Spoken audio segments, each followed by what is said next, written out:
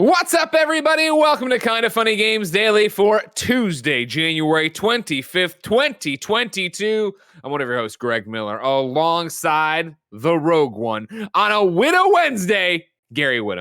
You're coming in hot there. I had to immediately adjust my headphone volume because you came in. Either I was too loud or you were. Maybe a bit of both, but I've adjusted. I mean, it's probably a bit of both, Gary. It's probably. What happened to your eye? You got a bloodshot eye?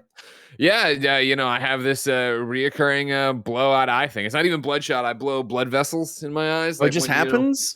Yeah. Oh, I don't like it. No. I don't need trust me, I don't like it either. It's something that's happened to me if a long time. Actually, know what to help me out because I'm trying to put together. Everyone watching live and everyone watching later, help me out. I'm going to the eye doctor today, and I'm sure it will be the first of many visits for this problem again. How many times has this happened to me? Because I have on my own record 4 occurrences that I have photos of. The first time it ever happened was with Destiny 2. I remember I played too much Destiny 2, blew out my eye, blew the blood vessel. Because it's not bloodshot, I popped a blood vessel in my eye. Right. And so it's eye strain. I remember there was Destiny 2. There was right before EA Play 2020.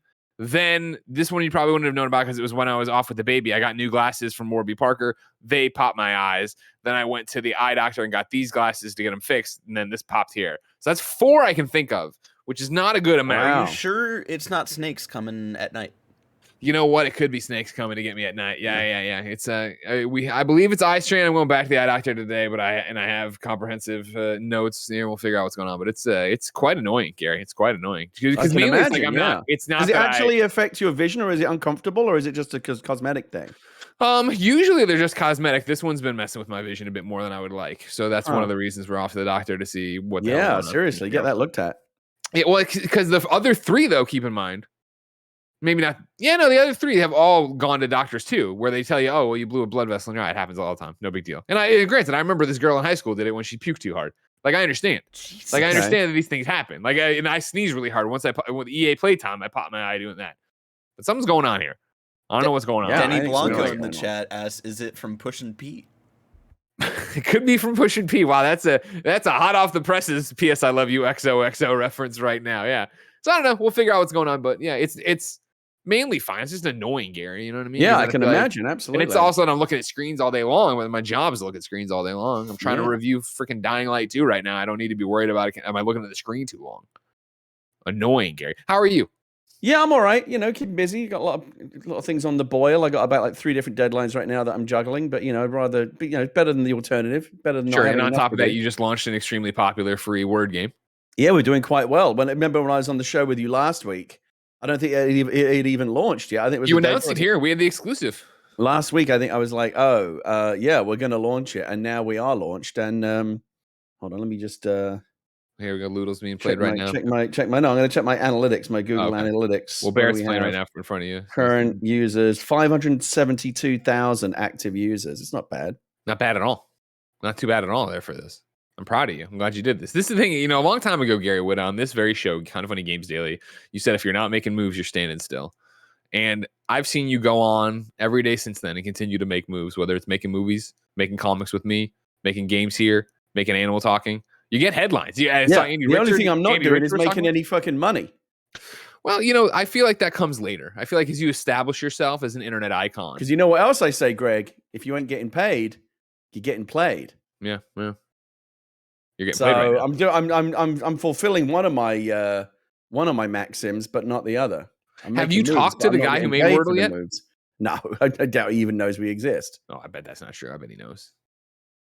No, I mean he hasn't reached out to me, and we're doing our own thing. We're in our little. I don't mean like reaching out like he's going to say, "Hey, pat on the back." Different corners of the universe. There's a lot of knockoffs, out there. I don't know why you're the best one though. Yeah, probably. Yeah, we're probably the best. Andy one. Richter certainly the one that's gotten the most attention, other than the guy the other week that tried to do the monetized app and got slammed for it. Yeah. So, because it's that thing, Andy Richter tweeted about you, and then some British guy everybody cares about. Andy Richter, Angela White, who I'm told is quite well known in certain circles. Not here. Yeah, you can keep feigning ignorance all you want, Greg. Yeah. No, for real, I don't know who's Angela White. I don't know who that is. She's a very famous adult film performer. Okay. I was making fun of the guy, the narrator guy. Stephen Fry. Stephen Fry. That was the reference. I know that I should know. That's how you're gonna reference Stephen Little Fry? Big Planet. Little Big Planet. From Little Big Planet, yeah, because that's what he's known for. That's what he's known for, Greg? I'm not British, Barrett. I don't know what he's narrating over British. There. A Cadbury egg commercial? I'm not sure. And Triumph the Insult Comic Dog. That was another good one. Oh, did he? I didn't see Triumph. Yeah. That's really good. That's really good. Liked him a lot. Are you ready to so talk about we're doing good. We're doing. It remains to be seen where the ceiling is. I think we're going to top out at some. It's got to. The explosive growth that we've seen over the past few days. It's not. I don't believe it's sustainable. It'll cap out. The thing was never built to last anyway. It was meant to be just kind of like a quick joke and then move on to the next thing. But we'll see what happens. All right.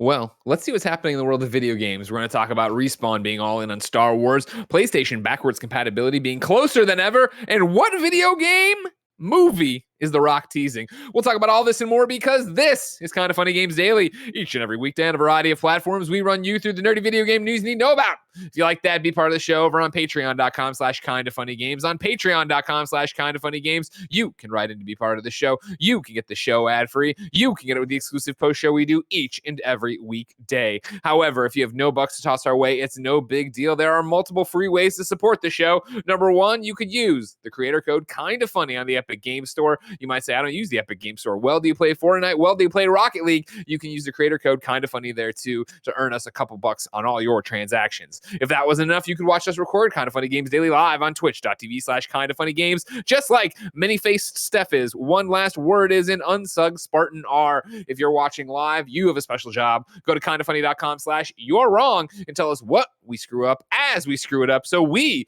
can set the record straight for everybody watching later on youtube.com/KindaFunnyGames, roosterteeth.com, and listening on podcast services around the globe each and every weekday. Housekeeping for you, there's a new PSI Love You XOXO up. It is all about how PlayStation should or shouldn't respond to Xbox's purchase of Activision Blizzard. You can get it right now, youtube.com/kindafunnygames, roosterteeth.com, podcast services around the globe. Me, Blessing, and Janet chatting it up alongside Barrett Courtney, CEO Jr. If that wasn't enough, if you didn't know, Kinda Funny Games is on TikTok. You can go to tiktok.com/@KindaFunnyGames. It is fucking fire lately. They've been doing such a great job. This is Roger's initiative. Hired a bunch of editors, got a whole bunch of people doing stuff. The Mewtwo one they put up today is excellent. Of course, it's me, but it's just there's no. I learned from Kevin Smith that you can be a fan of yourself and be the biggest fan of yourself. So there's no bigger Greg Miller fan than Greg Miller. So I crack up looking at myself. I'm just saying, 200 followers away from saving Roger's toes. Remember, ladies and gentlemen, if we don't get to 10,000 followers, we get to eat Roger's toes. We'll each have one. If that was enough, remember to play LEWDLE, Gary's Wordle game. You can get it on your web browser by searching LEWDLE game. You'll get it that way. And then thank you to our Patreon producers, James Davis, a.k.a. @JamesDavisMakes, Blackjack, and Pranksky. Today, we're brought to you by Purple Mattress and Babbel, but I'll tell you about that later. For now, let's begin the show with what is and forever will be the Roper Report. Time for some news. 5 items on the Roper Report. A baker's dozen. Number 1, out of the blue, EA is talking about Star Wars and the moves they're making over there. We will read from the official release where I've cut out all the bullshit quotes that don't say anything. Electronic Arts Incorporated and Lucasfilm Games are joining forces to continue delivering all new world-class gaming experiences set within the beloved Star Wars galaxy. Respawn Entertainment, best known for their work on Apex Legends, Titanfall, and Star Wars Jedi Fallen Order, is leading the development and production of these new projects. Vince Zampella, Group GM and founder of Respawn, will oversee this new phase of EA's relationship with Lucasfilm, building on Respawn's award-winning history in game development and expertise in telling compelling Star Wars stories. Game director Stig Asmussen and his team at the studio are already working on the next game in the action-adventure Star Wars Jedi series and are joined by 2 new teams working to deliver additional unique Star Wars gameplay experiences across multiple genres.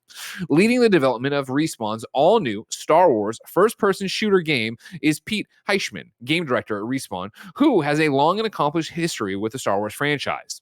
The third title is a Star Wars strategy game developed through a production collaboration with the newly formed studio Bit Reactor. Respawn will produce the new Star Wars strategy game while Bit Reactor leads on the development of the title. Work has already begun on all 3 of these projects, and Respawn is looking for talent to join the teams. Additional information can be found, Respawn careers. That's the news that broke this morning. Gary Whitta. Jeffy Grub, of course, from GamesBeat, then put out this tweet. Today's announcement was a fun way of saying they are not going to do Battlefront 3, which is a fun chuckle and, of course, a wrinkle of, wait a second, DICE was involved with all of this too. Before we tackle any of that, Gary, Respawn, 3 different games here for Star Wars. How do you feel? Yeah, good news for Star Wars gaming fans, right? This is all good stuff. Respawn, obviously, were very, very successful with Fallen Order, huge creative and commercial success. I don't think it's a surprise to anyone that I think we all knew that there was a sequel in development. Then now, today just comes the official confirmation. And 2 other games as well, which I think are quite interesting. A first-person game. We haven't seen that since the great old days of, Dark Forces and the Jedi Knight games in the 90s, right? I mean, we love those. Well, no, this is a first-person shooter, so Battlefront was first-person shooter, so. Well, yeah, I guess I'm thinking more like strictly kind of narrative. Sure. My old ass, PC gamer in the 90s guy went straight by. When you say first person shooter, I don't think Battlefront, where there wasn't even a narrative, and then Battlefront 2 they kind of bolted one on, but it was still obviously meant to be a multiplayer game. For me, when you say first person shooter, my brain goes straight to Dark Forces. It goes straight to Jedi Knight 2, Jedi Academy. Sure, those were the great ones. Real quick, keeping myself honest before the Eurons even get there is a conversation. Wasn't it third person? You could swap between first and third in Battlefront. And then the third one being, a potentially interesting strategy game from the teams. I guess some of the developers that worked on XCOM, so maybe there's a sense of like what you might be looking at there. Yep. Maybe something kind of turn-based, tactical, squad combat, whatever. That could be really interesting.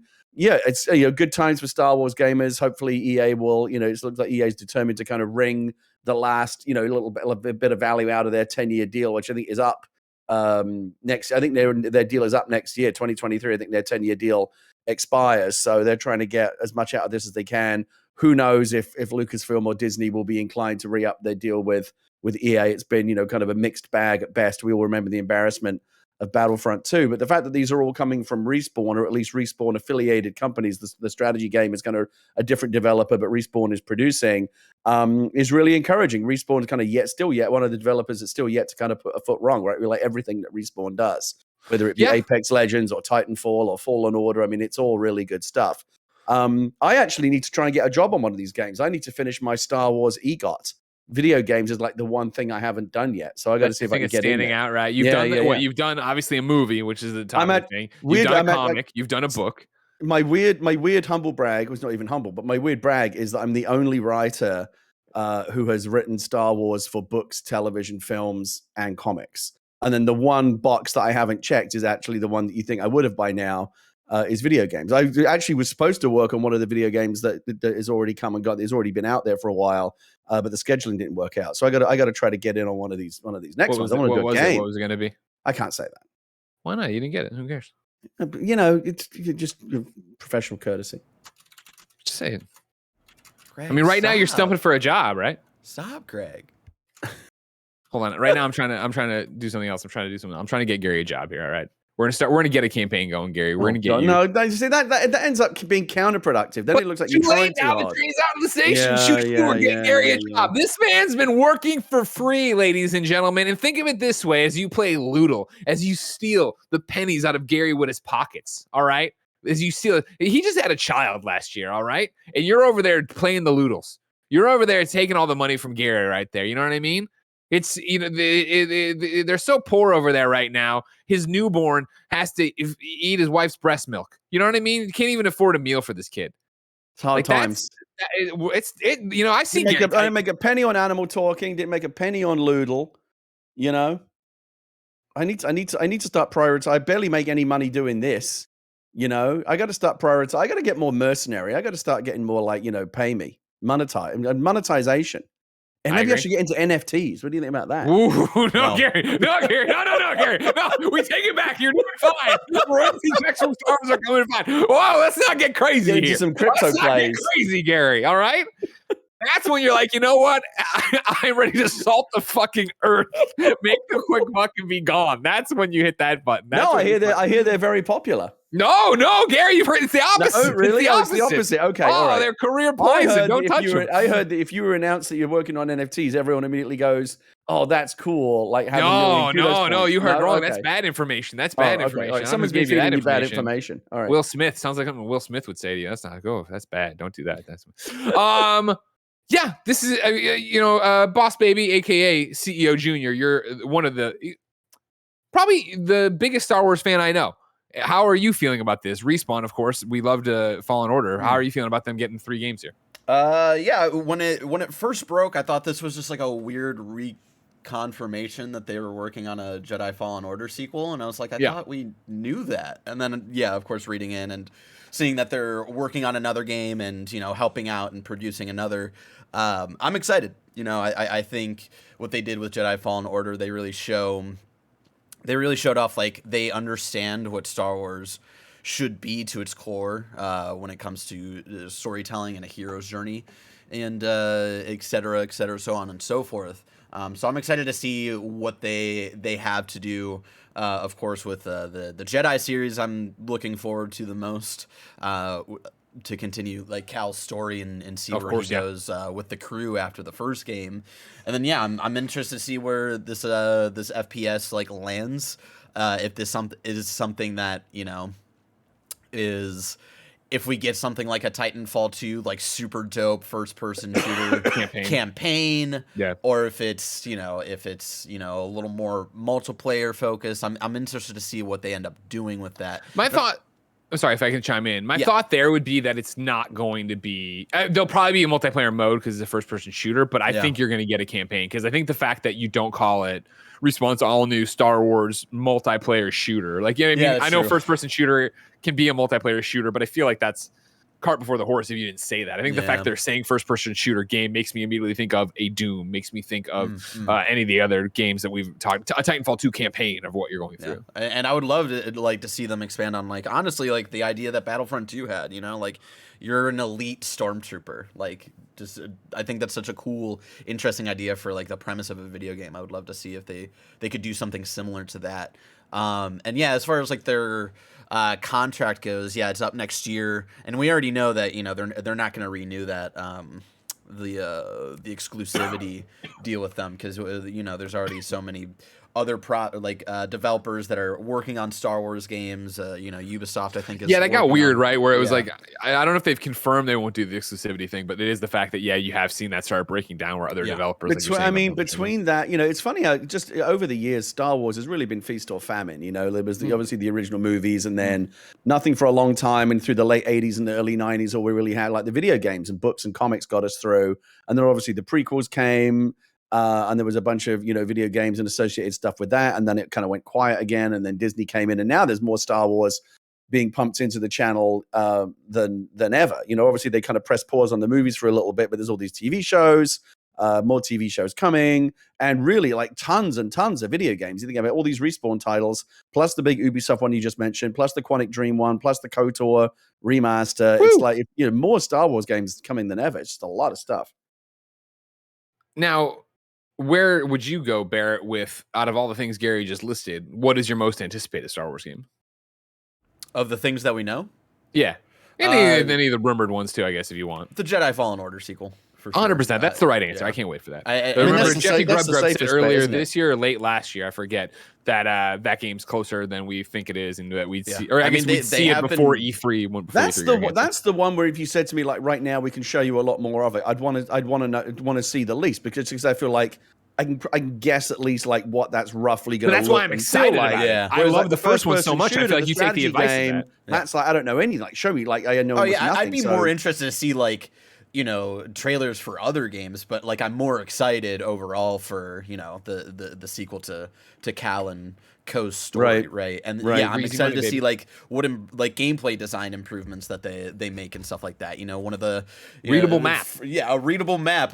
You know, an easier way to maybe get like 100% map trophy, stuff like that. And so yeah, that's what I'm most excited for. And you know, I talked about this when I did my whole like Star Wars current canon lore like rewatch of like everything from video games, movies, TV shows, comics, books, like a year or two ago. Like Jedi Fallen Order is in the top 3 of all things, just pure story wise. I think it's incredible. So yeah. Gary, for you, where does it shake out? And I would, because right behind it for me, right, I'm right there with you. Fallen Order 2, that's what I want. But right behind it would be the KOTOR remake.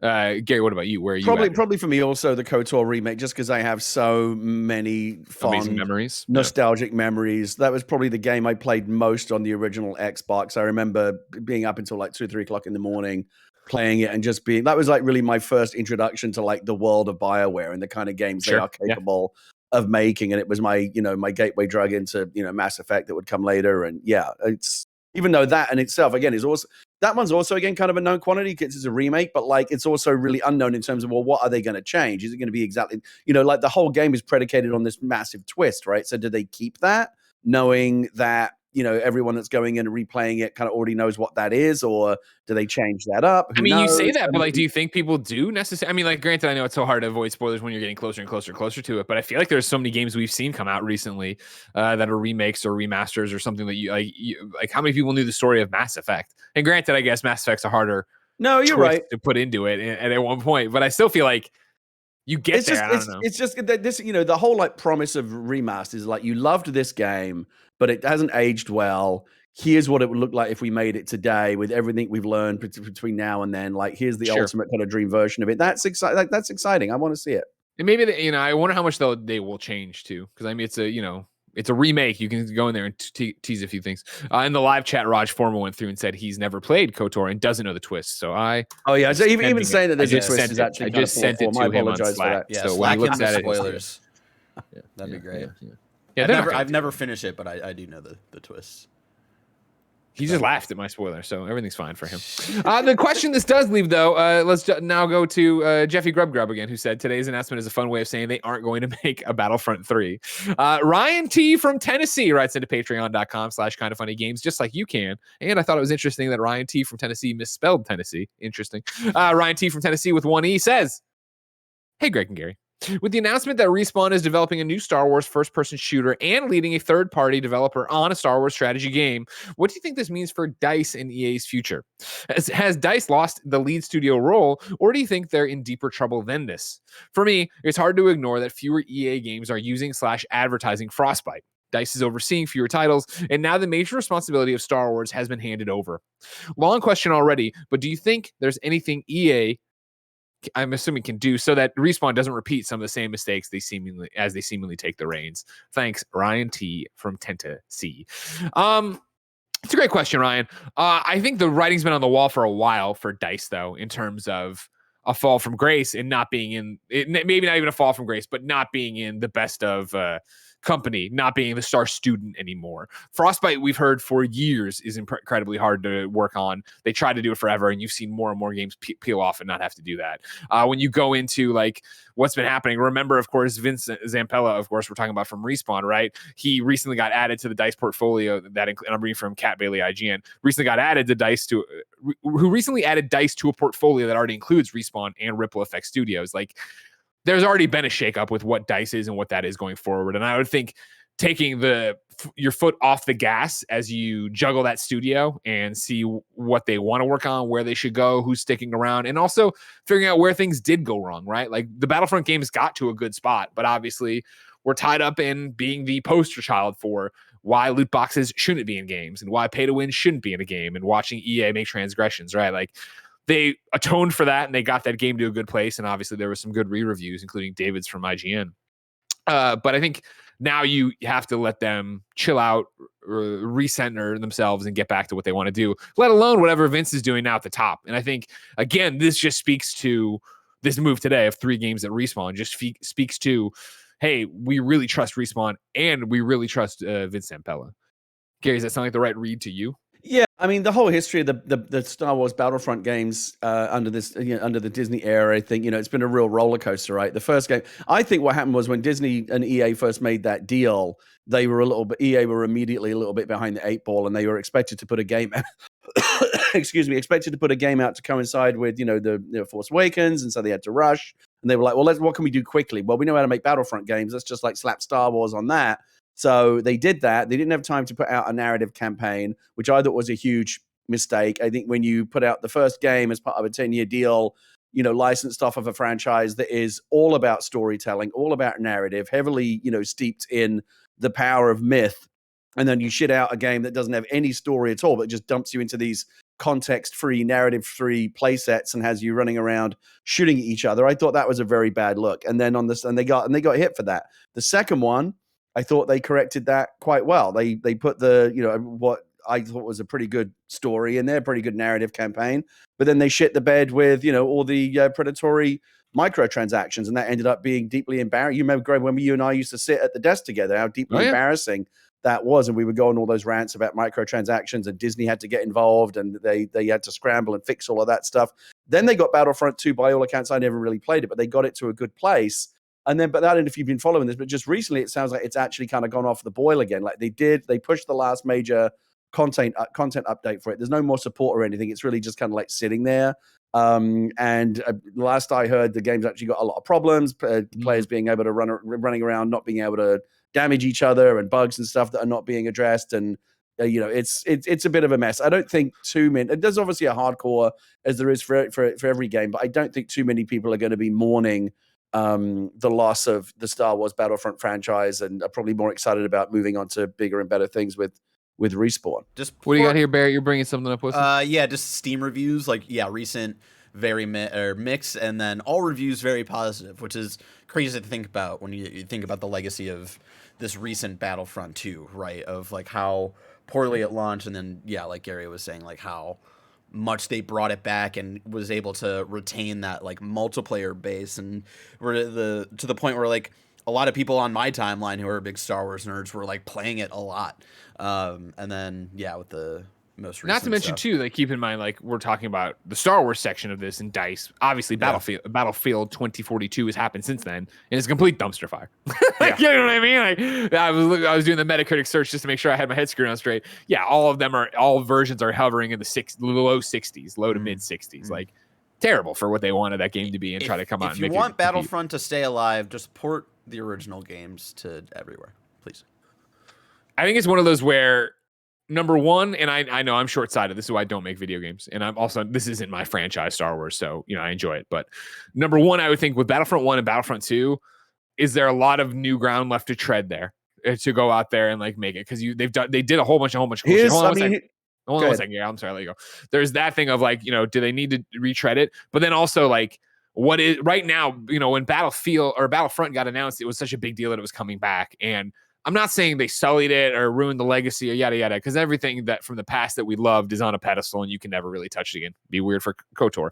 But now if you let that chill and you bring it back with maybe a Respawn eventually, with maybe somebody else, or maybe a different DICE who is here's what we learned and why it's gonna be different. I think you let that cook for a few years. People don't have a great taste in their mouth for Battlefront right now. Let's move away. Gary, back to you. Sorry. No, I was just going to say, I think DICE in general are probably feeling a bit exhausted with all of this. Battlefront 2 again was a real roller coaster. Who knows what's going to happen to the future of Battlefield? 2042 has been a disaster. So I don't know what the future is for kind of DICE and, first-person multiplayer shooters. For me, if it was up to me, it may not be the most commercially attractive choice, because all the money's in Warzone and selling guns and stickers and decals and stuff. But I would just go back to narrative. That's always been the strength of Star Wars. One idea off the top of my head is take the fucking Bad Batch and make a Bad Company style game with those guys. Those two things seemed like they would go together really Paris well. And I have been saying Bad Batch Republic Commando for 2 years at this point, I think. Yeah, absolutely. Well, if Paris says it, it's got to be true. Sure. Ladies and gentlemen, we'll keep you posted as we continue to see a Respawn work on the Star Wars game and find out what happens for DICE next. But for now, let's move on to number 2 on the Roper Report. For number 2, we go to VGC, where Chris Scullion reports all PS4 trophies were briefly wiped and labeled PS3 overnight. An issue with the PlayStation Network caused PlayStation 4 trophies to temporarily disappear overnight, with their titles appearing as PS3 games instead. All PlayStation 4 titles were showing as 0% completion, with no titles shown and only a PS3 logo where the PS4 ones should be. This led to speculation on social media that the issue could be part of an upcoming backwards compatibility update for the PlayStation 5. The incident was the latest to spark discussion over the possibility of PS3 games appearing on the PS5 at some point in the near future. PlayStation 3 games also started appearing on the PlayStation 5 store last week, amidst suggestions that Sony could unveil further backwards compatibility to support the console. When viewing a PS3 game on the PS5 store, the listing should direct the player towards PlayStation Now's version of the game. However, Dead or Alive 5 displayed a price. Other users on social media reported seeing similar listings for PS3's Bejeweled and Prince of Persia games, The Forgotten Sands and The Two Thrones. The listings appeared following the discovery of a patent filed by PS5 system architect Mark Cerny titled Backwards Compatibility Through the Use of Spoof Clock and Fine Grain Frequency Control. This naturally led many to speculate that Sony has finally developed a solution for older titles that could soon expand PS5's backwards compatibility support, although this has not been confirmed. It also arrives following a Bloomberg report in December, which claimed that an Xbox Game Pass competitor service is being prepared by PlayStation. According to documents seen by the publication, the new service is codenamed Spartacus. It will combine the current PlayStation Plus and PlayStation Now services, phasing out the branding of the latter. It's expected to launch for PS4 and PS5 this spring, and to be structured across 3 payment tiers. Gary Whitta. Yeah. Is backwards compatibility coming to PlayStation 5? Are we about to play PS3 games on the PlayStation 5? Maybe. I don't really care, though. Do you want to talk about this Blizzard story that broke while we were on the air? Blizzard announcing a new game? Yeah. I think I fall into the camp of Imran Khan. Here's what we'll do. I agree with you. This is the thing here. I think backwards compatibility is coming via Project Spartacus. I think that it'll be interesting to see how they do it. Obviously, PS3 trophies popping, if you're new around here, isn't a big a deal because obviously PS3 games had trophies, so it would just be bringing them in. It's a weird glitch with the PlayStation 4 business. And even if you play them on PS Now, they would still show up in your trophy list under PS3 and stuff exactly. like that. So what does this all mean? Grain of salt kind of thing. I do think that Spartacus is going to do this. I am excited to see what Spartacus could be, but I feel like on PS I Love You and this show, we've kind of talked Spartacus as a rumor to death. So yeah, Gary, you don't care. Everybody knows I don't care much. I do think that I'm excited about the idea of Sony going to a Game Pass type service, and I think, if they're going to take leaves out of Microsoft's book, Microsoft's done great work with backwards compatibility. I still enjoy playing SSX3, which was an original Xbox title on my Xbox Series X. They did a beautiful job remastering it, and I think PlayStation 3. Even though it was kind of a duff, it wasn't Sony's best generation out of the 5 that they've had so far. There's a bunch of great games on PlayStation 3 that, are worth revisiting or discovering for the first time. And if there's a way for Sony to make those available digitally at a reasonable price, I'm all for it. Yeah, this is, of course, fixing like a thing you can't believe that the PlayStation 5 doesn't have this backwards compatibility, especially when you look at the competitor, when you look at the competition that is Xbox and how they have been able to fucking crush this and, make it so easy to play everything and make them play better than before. I really do hope that they've solved this. Yeah, with the frame rate boost stuff that they're doing. Microsoft's been making a lot of really good moves in the backward compatibility world, and it is an area where I think Sony would do well to catch up. And so if it's part of their Spartacus effort, I applaud that. I applaud the fact that you called that out. I'm glad to see you have your eyes on the prize. There is a breaking story from Blizzard, ladies and gentlemen, but we'll get to that after I tell you about patreon.com/kindafunnygames. Over on patreon.com/kindafunnygames, you can write in to be part of the show. You can get the show ad-free, and you can get it with the exclusive post show we do each and every weekday. However, you're not watching on Patreon right now, Jack, so here's a word about our sponsors. When it comes to getting a good night's sleep, there's only one thing you need. A good mattress. Forget all those gimmicks like mattress toppers and weighted blankets. If your mattress is terrible, your sleep is going to be terrible. So get the only thing you truly need, a Purple mattress. Only Purple mattresses have the Gel Flex Grid. It's a super stretchy, ultra squishy material that adapts and flexes around pressure points and doesn't retain heat. How do I know? Well, I talked to a young man named Timothy Geddes, and Timothy swears by the Purple pillow. Then, on top of that, he used to have a roommate named Joey Noel who swore by her Purple mattress. That's right. Kind of funny sleeping all over this purple stuff and loving every minute of it. Getting a great night's sleep starts with having a great mattress. Get a purple mattress. Go to purple.com/kindafunny and use the code KindaFunny. For a limited time, you can get 10% off any order of $200 or more. That's purple.com/kindafunny, code KindaFunny for 10% off any order of $200 or more. That's purple.com/kindafunny, promo code KindaFunny. Terms apply. There are a ton of worthwhile goals to set for yourself this year, and personally, learning a new language with Babbel is at the top of my list. Babbel is the addictively fun, fast, and easy language learning app that has sold more than 10 million subscriptions. Ladies and gentlemen, I'm Greg, and as you know, I'm in love with a French Canadian named Geneviève Saint-Onge. And Jen, of course, first language is French. She learned English later on, and I've been trying to learn French, but I keep falling off. I've got Babbel on my phone. I'm ready to do it in 2022. Other language learning apps use AI for their lesson plans, but Babbel lessons were created by over 100 language experts. Their teaching method has been scientifically proven to be effective. You can choose from 14 different languages like Spanish, French, Italian, and German. Plus, Babbel's speech recognition technology helps you improve your pronunciation and accent. I could probably use that for English. Right now, when you purchase a 3-month Babbel subscription, you'll get an additional 3 months for free. That's 6 months for the price of 3. Just go to Babbel.com and use the promo code KindaFunny, all one word. That's BABBEL.com, code KindaFunny. Babbel, language for life. Man, you look back at that old footage and I had 2 working eyes. Felt great. Looked great. Didn't even know. You don't know how good you have it till one of your eyes explodes. The breaking news, Gary, reads like this. There has been a tweet over on the internet from the one and the only Blizzard Entertainment that says, we're building a survival game in an all-new universe. Join us in writing our next chapter, and then it links to the following. Blizzard is embarking on our next quest. We are going on a journey to a whole new universe, home to a brand new survival game for PC and console. A place full of heroes we have yet to meet, stories yet to be told, and adventures yet to be lived. A vast realm of possibility waiting to be explored. Every story needs a teller, and every world needs builders. What if that could be you? For 30 years, Blizzard has been creating universes for millions of players around the globe. This requires a diverse team of developers willing to lend their voices to listen and to be heard. That is our mission. Do you like survival games? Do you want to join a collaborative team of experienced developers at the early stage of a new project in a new world? And help write the next chapter of Blizzard's story. This is your call to adventure. Will you answer it? My favorite is that it's called Unannounced Survival Game, and people we're announcing a video game. It's called Unannounced Survival Game. And everybody is like, but you just announced it. It's announced. You know? Gary, what I need to know is, are you clicking on the link to put in your application? No, I did already. I dropped a tweet to the guy that's doing the head of the studio that's doing the Star Wars strategy game. And he said, and he just sent back a generic thing going, oh, the link for the job posting will be put up in a few hours. So, you know, I guess. Wait a second. You told me not to actually go out there and stuff. I responded. I didn't make a tweet. I just responded to the guy on Twitter saying, do you need any writers? And he just wrote back, he has the no job idea who you posting are. for writers You know what I mean? will be up in a few hours. This is the problem with these PC dorks over there. You know what I mean? They don't know who they're talking to. They don't know they're talking to. I'm not suggesting that. I'm just telling you what he said. Where were we? This Blizzard thing. Yes, on the Blizzard thing. So look, I love Blizzard, even though, you know, they've taken their lumps in all kinds of ways over the last few years.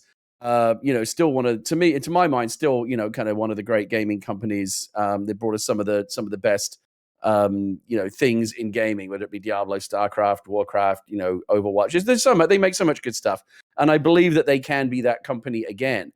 And, you know, it's very rare for them to announce something totally new. I mean, the last thing was Overwatch, right? They don't, you know, they're not announcing like new things all the time. So when they do, it's immediately kind of headline grabbing news, especially in a different genre for them. Survival is something they haven't really done before. Sure. And so let me ask you this. I don't know if this is if this is unrealistic, but like this news comes like a week or so after literally a week, the acquisition. I mean, is it too soon to think that this is the first evidence of the shackles coming off under the new management? Oh, I definitely think that's too soon. I mean, you know how you are. Like, for them to greenlit this, it's not like you know better than me too. They would have been. I don't know. They would have been in pre-production on this game for a while. And part of the problem that Blizzard has had, you know, reportedly, is that, you know, under the Activision ownership, they've been very kind of boxed in terms of just keep doing the same shit that you do. That makes money. We don't want to do anything, too outside of the box or whatever. But then, they're acquired by a new company, and then they very soon after that do something that they hardly ever do, which is announce a totally new type of game. So the person in the chat said, Gary thinks they started making this game 10 hours ago. Go fuck yourself. Obviously, they've been making the game for a long time. The point is they're now, the point is that in the past week, they could have been authorized to move forward with it. Chat is how fucking stupid is your chat sometimes, Greg? Whoa! Don't dare our chat, sir. You're here every day suckling at the kind of funny nipple. 2 seconds before you fucking press send. You can save yourself so much grief. Anyways, I still think they wouldn't be able to, because you figure, like, it's not like Xbox can tell them or approve or do anything for it, right? That's not how it works. So I think they have to go business as usual independently, and I think they were already getting close to this. I do think that's why I said it probably is just a coincidence. I'm asking the question because it is very coincidental, isn't it? Like those two big things to do with Blizzard happened in a very short time frame, acquired by Microsoft, and then they announced a new game. And it is entirely possible it's purely coincidence. I find it interesting, of course, home to a brand new survival game for PC and console. Just one console there, and it's going to be Xbox. This is definitely this is the exact kind of thing you would do that you wouldn't put on PlayStation, that Phil would want to keep just to Xbox Game Pass, just to Xbox exclusive. And I think that would be obviously another feather in their cap for Xbox moving forward. Oh yeah, I mean, and it's clear. They said right out ahead this is for PC and console. Don't forget, as we said last week on the show, Blizzard has historically always been a PC first company. Some of their titles have come to console, but many of their biggest have been exclusive on Warcraft, StarCraft, etc. have been only on PC. But I think one of the things that we talked about last week was that under Microsoft's management, you're going to see Blizzard pivot to being more of a console company, for sure, or a multi-platform company at least. We shall wait and see. Blizzard doing stuff. Blizzard always in trouble. Blizzard bought by Xbox. Blizzard making a console game. This is breaking. We'll see. You're not going to see anything soon on this, obviously, as they're still looking for everyone to make it. But now it will be talked about at every BlizzCon going forward forever. Officially number 3 on the Roper Report, not technically number 4. Uncharted 4 and Uncharted Lost Legacy saves carry over. This is Eddie over at GameSpot. Uncharted Legacy of Thieves Collection releases on PlayStation 5 this week, and Sony has now clarified a key detail about it, and it's good news. Your PS4 game saves for Uncharted 4 and Lost Legacy will carry over to the new PlayStation 5 bundle along with your trophies.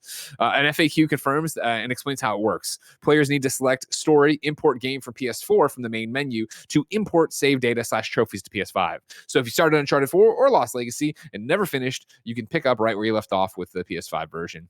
People who already own Uncharted 4, Lost Legacy, or the Lost Legacy digital bundle can upgrade to the Lost Legacy digital version for $10 when it releases January 28th. Additionally, those who buy or upgrade to the Legacy of Thieves collection from the PlayStation Store will get a free ticket to see the Uncharted movie starring Tom Holland. This offer is good February 3rd, 2022 until February 3rd, 2022. The movie arrives February 18th. A PC edition of the Legacy of Thieves collection is on its way as well, and Naughty Dog said it will have plenty of updates and quotes to share on the project soon. Another one, I don't know how much there is to talk about, Gary, other than number 1, this is good news that it carries over. Number 2, I love the fact you can just turn it on, pop your trophies again. That's another platinum for me now. Uncharted 4 again. Thank you very much. Never platinum Lost Legacy. And then number 3, again, just the ridiculousness of how PlayStation 5 has to do all this stuff. Story, import game to PS4. You know what I mean? Import your save data. It's like, oh my God. Xbox, just turn it on. There it is. I know. Why does it have to be that difficult? Because of how broken the back end is. Yeah. And they didn't plan for this, but people keep buying them. Well, they didn't plan to do a PlayStation 5, you mean? Huh? They didn't plan to do a PlayStation 5? I don't think they plan on having them talk to each other the way. Yeah, they thought PS4 was it. Fuck, we're doing another one? They listened to the IGN podcast I used to do during the PS3 era, where we were all like, oh, one more console generation, and then it's over. It's done. Consoles are dead. Oh. We were wrong as always, but nobody remembers the past, so you can just say whatever you want, and then nobody holds you accountable. I'm excited to play because I loved Uncharted 4. I never played Lost Legacy, so this is a great opportunity for me to play it. Yeah, and it's like. Are you actually going to get into it? Are you going to play it? Sure, of course. Okay, good. Well, you didn't play it the first time. Don't act like it's like a foregone conclusion. There's a lot of great games that I want to play, but I haven't had time to play. But this is a great opportunity to play it now, and and it's all been spruced up, and looking forward to it. Yep. Number 4 on the Roper Report, there might be some more union busting happening over at Raven. We go to Luke Plunkett over at Kotaku. It was only a few days ago that 34 quality assurance testers at Raven, one of the studios working exclusively on the Call of Duty series, formed the first ever union among Activision Blizzard employees. Today, management has responded to their success with some changes, breaking up the members of the union. As Polygon's Nicole Carpenter reports on Twitter, earlier today, Raven studio head Brian Raffel emailed all staff about an organizational change that takes the now organized QA team, who have only just returned to work, having been on strike for 7 weeks, and splits them up, spreading them across the rest of the workplace. I parsed down the letter to these 2 paragraphs. As we look ahead at the ongoing expansion of Call of Duty Warzone, it's more important than ever that we foster tighter integration and coordination across the studio. Embedding will allow just for this, because again, they're breaking up the QA team, embedding them in different teams throughout the thing. Embedding will allow for this. Firstly, our move to embed our QA teams has been carefully considered and is the next logical step in the plan process that began several months ago. Secondly, we're confident that the embedded model, which is the best practice used at other prominent development studios across Activision, will continue to better position our team to deliver best-in-class coordination in fast-moving live services operation. I look forward to the studio operating more creatively, effectively, and efficiently than ever before. I'm also excited that this change will create increased opportunities for our QA team members to further develop their skills and grow their careers at the studio. Back to the article here from Luke. The concept of embedded QA, where testers are integrated within the rest of a studio's workforce, as Raven is doing here, is not a new one and is increasingly common across major development studios. BioWare, for example, has been doing it for years. The timing here is certainly interesting, though. Like how these long-planned changes, months in the making, are kicking in for QA staff almost at the exact moment they've returned to work from the strike and will immediately break up the members of the union and scatter them across the studio. Now, of course, this could have been in the progress. As Luke points out, maybe this has been happening on the road for a while or whatever. Nicole Carpenter added this to her tweet thread that I pulled in here as context too. To be approved, unions have to prove, quote, community of interest, i.e. a group of workers with shared categorization, for lack of a better word. Sectioned off as wholly QA made Raven's unit clear. This may complicate that. Have asked Activision for clarification, Nicole said at the time of reporting. Doesn't seem like it's something that, like, this, when you put that context on it, when you look at this whole, like, just fucking leave them alone. Like, you know what I mean? How many times do you have to step on the rake about this as Ravens and Activision and everybody else as you do this? Like, I don't know. It doesn't pass muster for me. Until capitalism keeps going, baby. Gary, I don't think it passes muster. I don't buy that. Oh, it's been coming a long time. So this is, and it just happened to happen after their 6-week strike, after they finally get back in the office. Yeah, I don't know enough about how QA works to kind of, speak intelligently or confidently Again, to the point, it. I've definitely heard this a bunch of different times. I think it is fairly standard practice, and I think that it makes, again, as little as I know about kind of the inner workings of game development, it seems like it would make sense to have your Q&A people like integrated with the dev team rather than just like stuck over in a separate building, which is often the case, or at least has been. At the same time, we were just talking about coincidence, right? And this could be a coincidence, but we have all been trained over the past several years to develop a very, very healthy, cynical attitude towards anything that comes out of Activision Blizzard these days. And yeah, the idea that we're gonna right at the point, like, unionization is all about strength in numbers, right, and collective action. So it's like, well, we're going to take your little collective and physically scatter it. I mean, obviously, I don't know how much that can really do. They can still organize online. They can still meet together. They're just not, sitting they're not together like all the time. But so I don't know. My suspicious radar is not like super high on this one, but to the degree that it is, it's purely because it's Activision, and you just can't fucking trust anything they do these days. Moondoggy82 in the chat says, but if the employees are still Q&A, it doesn't matter that their place, it doesn't matter QA, it doesn't matter where he means they are placed, they're still QA, so still in the union. Again, that sounds right. Here's the thing I'm saying. I'm not, again, all I'm saying is this whole thing looks weird. And I'm saying, yes, you and me talking as human beings understand they're breaking up the QA team to put them in different things to make it work better. That makes sense. That's been there before. It just seems suspicious, as they are the first group to unionize, that you split them up. And then how many times the fucking EULA agreements we all signed, the TOS kind of shit, what Nicole Carpenter is calling out here. I'm just saying, I wouldn't be surprised if there's some legal fucking bullshit that is going to be like, oh, well, actually, the union was approved before because of this, but you're over there. You're over with graphic design. Honestly, over here with nothing would surprise me. We not know the that same thing Activision anymore. are We wish we could help you. of treading the depths of appalling behavior. Listen, you know me, I'm a union man. I'm very, very pro-union. And I've actually been very, very encouraged to see what seems to be like the first real green shoots of like unions starting to kind of break through in the video game industry. And I hope we get to a point in the near future where it's just the standard. If you work for really any certainly a major developer or a publisher in video game development or production, then you should be in a union and you should have all the protections that a union provides. So much of what we hear about, crunch and and harassment and shitty fucking treatment of people, that are on the front lines of game development. Not all, but a lot of that would be prevented if we had a robust union structure protecting employees. We will, of course, keep our eye on this Raven situation. Now they're back to working what this actually turns out to be. Maybe nothing, maybe something, who knows? And then, eventually it'll all be solved because Phil Spencer's going to come in here and he's going to fix everything. Isn't that right, Barrett? Nope. Fuck, all right. Number 5 on the Roper Report and final for the day. The Rock is making another video game movie, but he can't say what it is. We go to Hope Bellingham over at Games Radar. Thank you for this Doom poster, Barrett. Dwayne "The Rock" Johnson has said that he's working on bringing, quote, one of the biggest, most badass games to the screen, end quote, in a new movie. In an interview with Men's Journal, Johnson was asked if he had any plans to bring video game characters to the big screen, to which he replied, quote, "I can't tell you which game in particular we're doing, but there will be an announcement this year," before adding that, quote, "We're going to bring one of the biggest, most badass games to the screen. One that I've played for years," end quote. Johnson explained how he plans to, quote, do right by our gamer friends, but that, quote, "really, we're just going to make a great movie." In terms of what game the actor is talking about, there's a whole bunch of possibilities.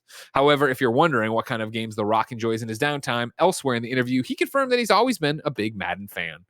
Gary, are you writing this video game movie for The Rock?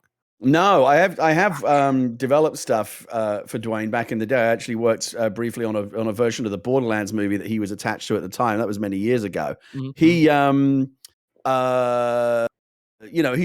his love of video games is legit, right? And he's put that into a lot of the projects that he's done. We know he did Doom, he did Rampage. He was involved in all that Fortnite stuff recently, and he's looked at all kinds of other video games. The interesting thing about this is it could be literally anything, right? Because once he's attached to it, the size of he's saying it's one of the biggest games, so it probably is. But like, he could attach himself to even like a tiny little indie game, and it's going to get greenlit and made because The Rock is the compelling part of that equation. So it's going to be a big game, but it honestly could be anything. He's been attached on and off to Spy Hunter over the years, many times. There's every chance it's Fortnite. I've been waiting for the announcement on a Fortnite feature film or a TV show for a while now. There's just too much. Of the world. Every day they don't make that move, they're leaving money on the table. And I think if you can quote, you can mark this, bookmark it, do whatever. You can throw it in my face, not that anyone will care or remember, and I'll of course have one eye when you see this. But it's the idea that like Fortnite continues to be the biggest thing. Donald Mustard, who's the face of Fortnite and out there doing all stuff. He knows the Russos. He's in Endgame. It's that Fortnite has already broken through into pop culture movies. It's the biggest thing going. Where else could it go? It could go to the movie theater. And I think as Fortnite has already been a comic book, I'm sure they're working on an animated series at some point. Like, there's so much, I'm sure, in development for Fortnite that it makes sense. I think that this movie is Fortnite, and of course it makes sense. It's inevitable. And The Rock is in Fortnite. Like, it would make perfect sense to embed this. If I had to put my money on something, it would be that. Mother 3. I don't think so. I don't think it's gonna be Mother 3, but I hope so. Terry Crews knows about Mother 3. I feel like The Rock probably knows about Mother 3. We'll see. I can't wait to see what this movie with The Rock is, ladies and gentlemen. Even though I'm telling you it's Fortnite, don't worry about it. But that movie is so far away. If I wanted something more immediate, say, what game did the mama drop ships? Where would I go, Gary? The official list of upcoming software on each and every platform, as listed by the KindaFunny Games Daily show hosts each and every weekday. Yeah. Out today. The Artful Escape on PS5 and Switch. Yay! Mortal Online 2 on PC. Cannibal Cuisine on PS5, PS4, Xbox Series X/S/1. Reverie Knights Tactics on PlayStation 5, PlayStation 4, Xbox One, Switch, and PC. Serious Sam Siberian Mayhem on PC. Super Animal Royale is dropping an egg-sighting new weapon alongside its Lunar New Year update, releasing today at noon. Paper Dolls 2 has released on the PlayStation 4 and PlayStation 5. New dates for you. Not Tonight 2 launches on February 11th on Steam, later this year on console. Workshop Simulator is launching on PC and consoles on March 10th. Little Orpheus for PC and consoles is coming March 1st. Kamikaze Veggies is coming to Steam February 15th. Fit Fox is launching on Steam March 31st. And then Apex Legends Defiance arrives on February 8th. If that wasn't enough news for you, we got your NVIDIA GeForce update. As you know, we've partnered with NVIDIA to keep you updated on all the latest GeForce RTX additions to your favorite games, from ray tracing to NVIDIA DLSS to NVIDIA Reflex. Today, Grit is a Wild West Battle Royale that's entering early access with NVIDIA DLSS and Reflex. If you ride into action on a GeForce RTX GPU, activate NVIDIA DLSS in the options menu to boost performance by up to 60% at 4K. Grit adds the system latency reducing NVIDIA Reflex tech as an option in your menu as well. Activate Reflex, so your quick draw is lightning fast. Gary, we asked people watching live on twitch.tv/KindaFunnyGames to go to KindaFunny.com/you're wrong and tell us what we screw up as we screw it up, so we can set the record straight for everybody watching later on youtube.com/KindaFunnyGames, roosterteeth.com, and podcast services around the globe. Hero 5700 keeps us honest and says, while Raven QA have declared themselves a union, they are not officially recognized. The next step towards unionization would be to hold elections and have the results certified by the NLRB. Breaking them up like this might complicate these plans. Yes, I'm sorry if we didn't clarify that enough. That's what we were talking about and what Nicole was talking about in her tweet of, the fact that they need to have the same definition, by lack of a better term, and that this would complicate that and do it. So that's the concern. Sorry if I didn't drive that home enough in the point. Ladies and gentlemen, that's another episode of Kinda Funny Games Daily. Believe it or not. Tomorrow, your host is going to be Andy and Blessing. Thursday, it's going to be me and Tim. And then Friday, it will be Blessing and Tam. If that wasn't enough Kinda Funny goodness for you, guess what? On twitch.tv/KindaFunnyGames right after this, Andy and Nick are playing Army of Two. They are playing Army of Two, the hot new game, Army of Two. I don't know if that's correct. When did that change? That's not what Snowbike Mike told me this morning when he said he was still sick. He gave me a little, he went, cough, I don't feel good. Andy's sending me his feed right now, and it doesn't look like that. Oh, you're right. No, I don't. I'm sorry. They're finishing It Takes Two. Yeah. All right, sorry. Why would they be playing fucking Army of Two? I don't know. Because they're weirdos. Because they're fucking weirdos, yeah. Gary. I don't know. We have no control over them, and it sucks, and I hate it, and they're weird, and my eye hurts. If that's not enough, Gary and I are going to do a post show, patreon.com/KindaFunnyGames. You can get that later. Of course, if you're listening to this way later and you want to see It Takes Two get finished up by Nick and Andy, you can catch that on youtube.com/KindaFunnyPlays. Ladies and gentlemen, this has been Kinda Funny Games Daily, each and every weekday on a variety of platforms. We run you through the nerdy video game news you need to know about. You like that? Patreon.com/KindaFunnyGames for all the exclusive goodies. You don't like that? No big deal. YouTube.com/KindaFunnyGames. Like, subscribe, share. Podcast services around the globe. Please subscribe, like, share. Do the whole thing. If you got the Spotify app, you can go in there now. You can rate the things that way and yada, yada, yada. You know the whole rigmarole. Until next time, I've been Greg. That's been Gary. And you've been KFAF'd.